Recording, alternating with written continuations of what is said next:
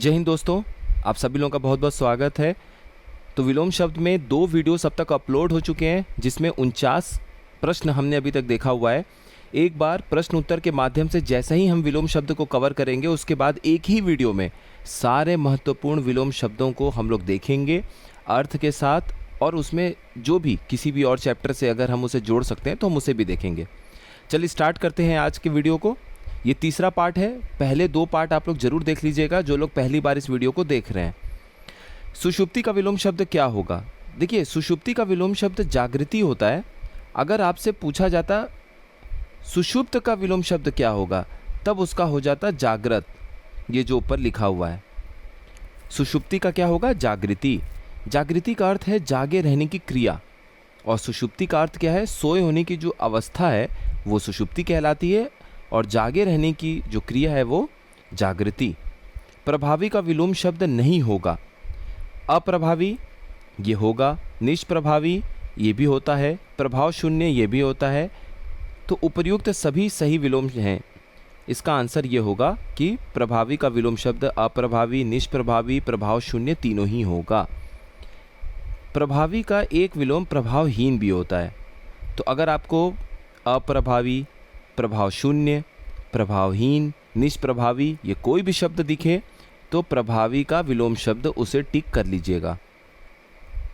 सगुण का विलोम शब्द क्या होगा? सगुण, गुण सहित। यहाँ पर स जो ये आप देख रहे हैं अक्षर, ये इस उपसर्ग का मतलब होता है सहित के लिए। तो सगुण का मतलब गुण सहित। इसका क्या हो जाएगा विलोम शब्द? निर्गुण, क्योंकि निर उपसर्ग का अगर आप प्रयोग करेंगे तो वो निगेटिव या न के अर्थ में प्रयोग होगा, यानी जिसमें गुण नहीं है, गुण रहित है।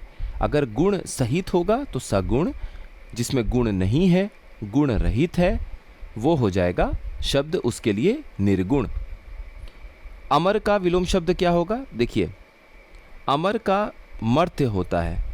जीवन का अगर आप विलोम शब्द देखेंगे तब मरण या मृत्यु होगा, ये ध्यान रखिएगा। तब 2 या 3 में से कोई भी ऑप्शन सही हो सकता था। अमर का विलोम शब्द मर्त्य। साहचर्य, साहचर्य का अर्थ हो जाता है साथ चलने की जो ये भावना है। सहचर, सहचर का चर का मतलब होता है, अर्थ होता है चलने से। तो सहचर का अर्थ क्या है? साथ चलना, और साथ चलने की जो भावना है ये होता है साहचर्य। साहचर्य का जो विलोम शब्द है वो एक होता है अलगाव और एक होता है पृथक्करण। पृथक्करण, तो दोनों ही यहाँ पर सही आंसर है, इसलिए उपर्युक्त दोनों, तीसरा ऑप्शन सही हो जाएगा। विनियोग का क्या अर्थ होता है? विनियोग का अर्थ होता है नियुक्ति, विभाग। इसके लिए विनियोग का अर्थ करते हैं, प्रयोग करते हैं। तो जब हम लोग प्रशासनिक शब्दावली को देखेंगे आरओ के मेंस के लिए, तब वहाँ पर आपको ये सब शब्द देखने को दोबारा से मिलेगा। विराट का विलोम शब्द, ध्यान रखिएगा यहाँ पे जो ट है उस पर हलंत आपको लगाना आवश्यक है, नहीं तो ये शुद्ध वर्तनी नहीं होगी। विराट का विलोम शब्द क्या हो जाएगा? सूक्ष्म भी होगा, शूद्र भी होगा, इसीलिए उपर्युक्त दोनों इसका सही आंसर है। तीक्ष्ण का विलोम शब्द, तीक्ष्ण का विलोम शब्द मंद होगा, क्योंकि तीक्ष्ण का अर्थ क्या है? हमने पिछले वीडियोस में भी देखा हुआ है, तेज नोक वाला, तीव्र बुद्धि वाला, कुशाग्र, ये सब तीक्ष्ण के लिए प्रयोग होता है शब्द, इसका अर्थ होता है। तो तीक्ष्ण का विलोम शब्द हो जाएगा मंद। मंद का अर्थ हो जाएगा धीरे, जो तेज नहीं है, इस तरीके से। हर्ष का विलोम शब्द क्या हो जाएगा? हर्ष का विलोम शब्द विषाद भी होता है, और हर्ष का विलोम शब्द आप लोग शोक भी पढ़ते हैं, इसीलिए उपर्युक्त दोनों सही है। संपदा का विलोम शब्द क्या हो जाएगा? संपदा का विपदा। संपदा का अर्थ है आपके पास धन, दौलत, संपत्ति, वैभव, सब कुछ है, आप वैभवशाली हैं, संपदा में जी रहे हैं अपना जीवन। और दूसरी तरफ आप देखेंगे विपदा में आपकी जीवन कट रहा है। विपदा का अर्थ हो जाएगा जहाँ पर धन दौलत की कमी है, वैभव ऐश्वर्य इसकी बहुत कमी है, कठिनाइयों का सामना आपको करना पड़ रहा है। कौन सा विलोम शब्द गलत सुमेलित है ये आपको बताना है। अश्लील का अश्लील ये बिल्कुल ठीक है। अंतर्मुखी का बहिर्मुखी ये भी बिल्कुल ठीक है। अत्यधिक का अत्यल्प ये भी ठीक है। अर्वाचीन का अधुनातन, देखिए ये समानार्थी टाइप का अर्थ हो जाएगा। अर्वाचीन का जो अर्थ है वो आधुनिक या नवीन के लिए होता है, तो इसका जो विलोम शब्द होगा वो कहीं ना कहीं प्राचीन शब्द से होना चाहिए जो पहले है। तो अर्वाचीन का जो विलोम शब्द है वो आपका हो जाएगा प्राचीन। कौन सा विलोम शब्द गलत सुमेलित है? अधुनातन का पुरातन, बिल्कुल ठीक है। अपसरण का अभिसरण, ये भी ठीक है। अथ का इति, अंबर का धरती। देखिए अंबर का जब आप विलोम शब्द लिखेंगे तो वो अवनी या धरा शब्द लिखेंगे। अवनी, धरा, धरती, भू, अचला, ईला, ये सब हम पढ़ते हैं धरती के पर्यायवाची के रूप में। जब पर्यायवाची शब्द हम देखेंगे तो वहाँ पर आप देखेंगे कि ये फिर से चीज़ें आएंगी। तो अंबर का विलोम शब्द हो जाएगा अवनी या धरा, और धरती का जो विलोम शब्द होगा वो हो जाएगा आकाश। ये याद रखिएगा। अपसरण का अर्थ अगर आप देखेंगे तो हमने पिछले वीडियोस में भी देखा हुआ है, जो पीछे भागता हो, पीछे हटना, भाग जाना, ये होता है अर्थ अपसरण का। और अभिसरण मतलब आगे बढ़ना, मिलने के लिए जाना, इसके लिए प्रयोग होता है। अर्पित का विलोम शब्द क्या हो जाएगा? गृहित। और त्याज्य का विलोम शब्द ग्राह्य होता है। जैसे ये त्याज्य लिखा हुआ है, इसका विलोम शब्द हो जाएगा ग्राह्य। अपव्यय का विलोम शब्द क्या हो जाएगा? अपव्यय, जरूरत से ज़्यादा खर्चा करने वाला, बहुत पैसे उड़ाने वाला, इसका हो जाएगा मितव्यय। मितव्यय हो जाएगा इसका विलोम शब्द। और एक होता है कंजूस। कंजूस के लिए शब्द आप प्रयोग करते हैं कृपण। मितव्यय का अर्थ ये है, कोई इंसान मितव्ययी है। मितव्ययी का मतलब ये हो गया कि सोच समझ कर खर्चा कर रहा है, बहुत फिजूल खर्ची नहीं कर रहा है। अपव्यय के लिए आप शब्द इस्तेमाल कर सकते हैं फिजूल खर्ची, फिजूल खर्च, क्योंकि अपव्ययी जो होगा, ज़्यादा खर्च करने वाला, वो फिजूल खर्ची हो जाएगा। असीम का विलोम शब्द हमने पहले भी देखा हुआ है, ससीम। यहाँ पे सीम जो है वो सीमा से जुड़ा हुआ है। असीम जिसकी कोई सीमा नहीं है, जैसे कि ईश्वर असीम है, क्योंकि उनका प्रेम, उनकी कृपा, उनकी भावनाएं, उनकी शक्तियाँ वो सीमा रहित हैं। और ससीम का अर्थ हो जाता है, स उपसर्ग का प्रयोग हो जाएगा सहित, मतलब सीमा सहित, जिसकी कोई सीमा हो, वो हो जाएगा ससीम। असीम का अर्थ क्या है? विशेषण के तौर पे जिसकी कोई सीमा ना हो, बेहद, इस तरह से हम प्रयोग करते हैं। अनुग्रह का विलोम शब्द क्या हो जाएगा? विग्रह। अनुग्रह का अर्थ हो जाता है कृपा करना, किस ब्लेसिंग्स। और विग्रह का अर्थ क्या हो जाएगा? अगर आप कृपा नहीं बरसा रहे हैं तो आप अत्याचार कर रहे हैं। गहरा का विलोम शब्द, देखिए गहरा का विलोम शब्द आप कहीं कहीं उथला भी देखेंगे, कहीं कहीं छिछला भी देखेंगे, इसीलिए उपर्युक्त दोनों सही होगा, छिछला और उथला। कौन सा विलोम शब्द गलत सुमेलित है? आदर का निरादर, बिल्कुल ठीक है। अगम का सुगम, ये भी ठीक है। आमिष का सामिष, हमने कितनी बार पिछले वीडियोस में इस चीज़ को पढ़ा हुआ है कि आमिष और सामिष जो ये शब्द है ये समानार्थी हैं। आपको शब्द पकड़ना होगा आमिष से। आमिष का अर्थ होता है मांस, मांसाहार, मांस खाने वाला। सामिष का भी अर्थ यही होता है।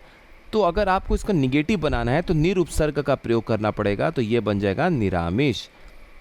शाकाहार, जो मांस ना खाता हो, जिसके भोजन में मांस मछली ना मिले, शाकाहार भोजन हो, निरामिष। अधम का विलोम शब्द क्या हो जाएगा? अधम का हो जाएगा उत्तम। और महत्तम का हो जाता है लघुत्तम। याद रखिएगा, लघुत्तम किसका हो जाएगा? महत्तम का। ऊर्ध्वाधर, ऊर्ध्वाधर का विलोम शब्द हो जाएगा क्षैतिज। ऊर्ध्वाधर का अर्थ होता है वर्टिकल, और हॉरिजेंटल किसके लिए होता है? क्षैतिज। इसीलिए आप ऐसे पढ़ेंगे ऊर्ध्वाधर आरक्षण मतलब वर्टिकल रिजर्वेशन, और क्षैतिज आरक्षण हॉरिजेंटल रिजर्वेशन। अधोगामी का विलोम शब्द क्या हो जाएगा? ऊर्ध्वगामी। अधोगामी का अर्थ क्या हो जाता है? नीचे जाने वाला, अवनति की ओर। तो ऊर्ध्वगामी उन्नति की ओर जाने वाला, ऊपर की ओर जाने वाला, ये याद रखिएगा। विरक्त का विलोम शब्द क्या हो जाएगा? विरक्त, किसी चीज़ से हम दूरी बना लिए हैं, मन नहीं लग रहा है, अनुरक्त नहीं है, उससे जुड़ी हुई भावनाएं खत्म हो गई हैं, विरक्त हो गए हैं, तो इसका विलोम शब्द क्या हो जाएगा? अनुरक्त और आसक्त, किसी चीज़ में मन लगाना, तल्लीन हो जाना, आसक्त। और अनुरक्त हो जाएगा किसी के प्रति प्रेम भावना उत्पन्न होना, जुड़े रहना प्रेम भावना से। तो इसीलिए विरक्त का विलोम शब्द आसक्त और अनुरक्त दोनों होगा, इसीलिए उपर्युक्त दोनों इसका सही आंसर होगा। आकलन का विलोम शब्द हो जाता है विकलन। आगामी का, आगामी आने वाला, तो जो बीत गया वो विगत। आगामी का एक विलोम शब्द अनागत भी होता है, ध्यान रखिएगा, कहीं कहीं आगत का अनागत भी दिखेगा। आगत का विलोम शब्द अनागत। तो ये जो आप देख रहे हैं आगत और अनागत, ये इसका विलोम शब्द है। ईशान का विलोम शब्द क्या होगा? हमेशा डायरेक्शन से जुड़ा हुआ प्रश्न पूछा जाता है। तो ये देखिए ईशान कोण है, ये नॉर्थ ईस्ट का कोना है। तो दक्षिण पश्चिम जो होगा, साउथ वेस्ट का कोना, वो हो जाएगा नैऋत्य। क्या हो जाएगा? नैऋत्य। तो ईशान कोण का जो विलोम है वो हो जाएगा नैऋत्य, और उत्तर पश्चिम जो है ये हो जाता है वायव्य। तो इसका क्या हो जाएगा? अग्नि नहीं, इसका हो जाएगा आग्नेय कोण। आग्नेय कोण हो जाता है आपका दक्षिण पूरब यानी कि साउथ ईस्ट। तो वायव्य का विलोम हो जाएगा आग्नेय कोण। डायरेक्शन इंपॉर्टेंट है, हमेशा प्रश्न से पूछा जाता है, इस चीज़ को ध्यान रखिएगा। आवर्तक का विलोम शब्द हमने पहले भी देखा हुआ है। जो चीज़ें बार बार रिपीट हो रही हो, रीअकरिंग हो, वो क्या हो जाता है? आवर्तक। तो एक तो इसका अनावर्तक आप पढ़ते आते हैं और एक होता है विवर्तक। तो अनावर्तक और विवर्तक दोनों ही इसके सही आंसर होंगे। आकर्षण का विलोम शब्द क्या हो जाएगा? आकर्षण का विलोम शब्द हो जाएगा आपका विकर्षण।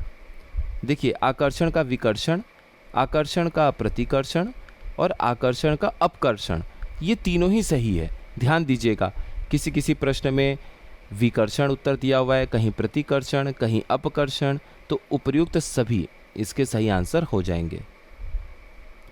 मसृण का विलोम शब्द क्या हो जाएगा? मसृण का विलोम शब्द हो जाएगा रुक्ष। हमने पहले भी पिछले वीडियो में देखा हुआ है कि रुक्ष का अर्थ क्या है, मसृण का क्या है।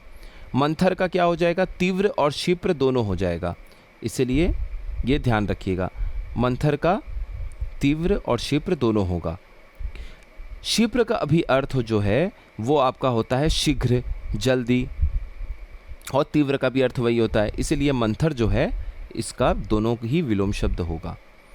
तो यहाँ तक अपना ये प्रश्न कंप्लीट होता है। अगले में हम कम से कम 30 से 40 प्रश्नों को और देखेंगे। तो जैसे ही हमारे ये प्रश्न कंप्लीट होंगे उसके बाद हम लोग विलोम शब्द को प्रॉपर हैंड रिटेन तरीके से लिखे हुए को रिवाइज कर लेंगे एक ही वीडियो में। विलोम शब्द आपका कंप्लीट हो जाएगा, फिर हम लोग अनेक शब्दों के लिए एक शब्द की तरफ बढ़ेंगे। उसके बाद हम लोग पर्यायवाची को दोबारा से देखेंगे, पर्यायवाची शब्द देख लेंगे। ये 3 चैप्टर कंप्लीट होगा, फिर तत्सम तद्भव, फिर विशेषण विशेष्य, और अंत में वाक्य और वर्तनी शुद्धि। फिर हम लोग मिक्स्ड क्वेश्चंस को देखना शुरू करेंगे। तो हिंदी आपकी बिल्कुल अच्छे तरीके से कंप्लीट करा दी जाएगी इस चैनल पर।